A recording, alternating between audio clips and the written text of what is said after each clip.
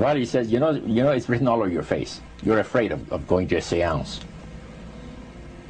But he says, I know you. He says, you're going to come. And then he started telling me how brave I was when I was aboard ship, you know, different things. He says, you're not the same man, you've changed. You're chicken. That's all I needed to hear. I said, when do we go to a seance? So one Saturday evening, we were in the place. It was the very first time. Very beautiful place, a medium. There was a lady. She had a gorgeous new home in Montreal. And there were about 20 invited guests there, which I was one of them. And she communicated with the spirits for different people there. And they were telling them what the spirit said. One man said, I would like to talk to my friend that died 6 months ago. But I don't want him to appear. Just want to talk to him. Because he says, I don't trust you talking to my friend for me. So the medium says, let me inquire of the spirit. Yeah, the spirit will talk with you. And that big masculine voice was heard in the place. It says, hi Frank. It's nice of you to ask for me to talk with you. And they had a little chat. And after it was over, Frank says, this is the greatest thing on earth, to be able to talk with the spirits of the dead. Then the medium said, we have a very special surprise tonight for you people. A spirit will manifest itself openly here in a few minutes. And it's like a big gust of wind hit the building. And right through the wall. Now the lights weren't terribly bright, but they were like living room lights. A couple of floor lamps and maybe some of these. And that translucent being seemed to come right out of the wall. How did you feel right at that moment? It's almost like my heart stopped a little bit. You know, very weird feeling. So it was a lady in a beautiful evening gown, swirling. And she said to Mary, my dear sister, you are so wonderful to have asked for me. And Mary fainted and fell right off her chair on the floor. And a couple of guys jumped up and picked her up, and it's very gone. And that was the beginning of it. That's how you got into it. Yeah, that's the way I got into it. After a while, you see, there's something interesting about the human mind. You can adjust to an awful lot of stuff. You can adjust to a lot of things that would terrify you to begin with. After a while, they become common and ordinary. So you mean contact with the supernatural can become commonplace and ordinary and doesn't bother anybody? Yeah. In other words, the more that you do it, you're not uncomfortable. That's right. It's just not an uneasy feeling. Yeah. So how did you feel about it? Then I got into a secret society that worshiped the spirits, you see. Well, now how is that different from the seance, Roger? It happens that the seance are not involving in many ways. But when you get into a secret society of spirit worshippers, then, and especially when you're invited there by the direction of the higher-ups in the spirit world, you never get out of there alive. And this is exactly what my friend and I were up against. We didn't know anything about.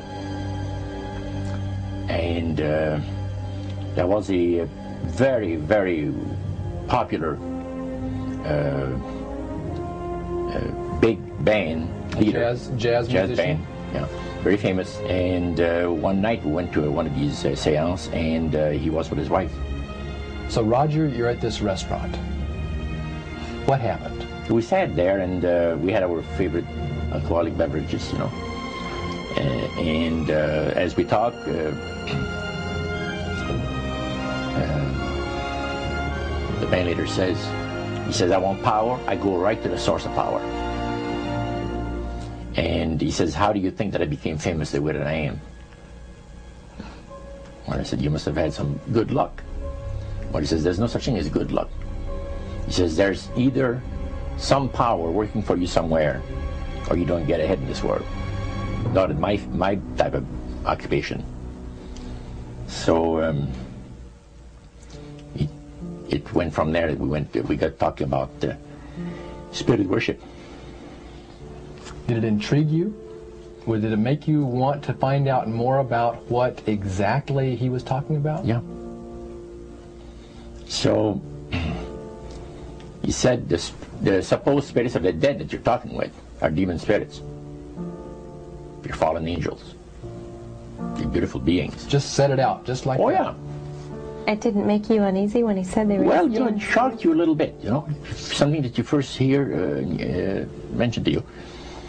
He said, you guys have got a great future ahead of you. Because we've been told, the high priest of our society, secret society, has been told that the master has very special plans for you too. Now, what did he mean by the master?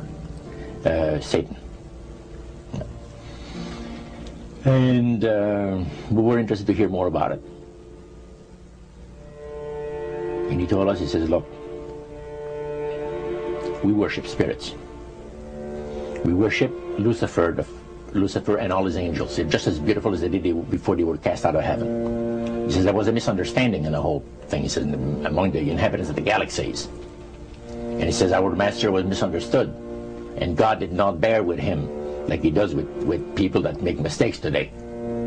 So we're in a warfare, good against evil. And we happen to be the evil ones, but we're not that bad.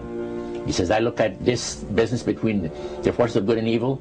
He says, you believe in one person believes in God, and everyone believes in Lucifer. It's like politics. So the great controversy is real. And you've heard someone talk about it that's on the other side. And to these people, they are sold to the fact that Christ will not return to this planet with power and great glory. He's going to abdicate all claims to the planet, because the high priest once said that Christ will abdicate all claims to the planet because he knows that it is lawfully and rightfully Satan's. And at that time, he says, so the priest says, well, now, he says, for those of you that are new, let me tell you that this is the most feasible way, he says, to please the spirits. It's to deride Christ and his people, you know, and his church and all that. So they sing out of Christian hymnals. They didn't sing Christian words to the hymns, however. Well, they changed a lot of them. Yeah. Not for it's a form of blasphemy. Yeah. Such as you see today in the rock music world. You see the entertainers, they have these crosses. The ladies got earrings, crosses. The guys got crosses. This is a form of blasphemy, a form of deriding Christ. You see, spirits cause the people to do that, to find pleasure in wearing this type of emblem, which is the cross is the emblem of the crucifixion of Christ to the Christians.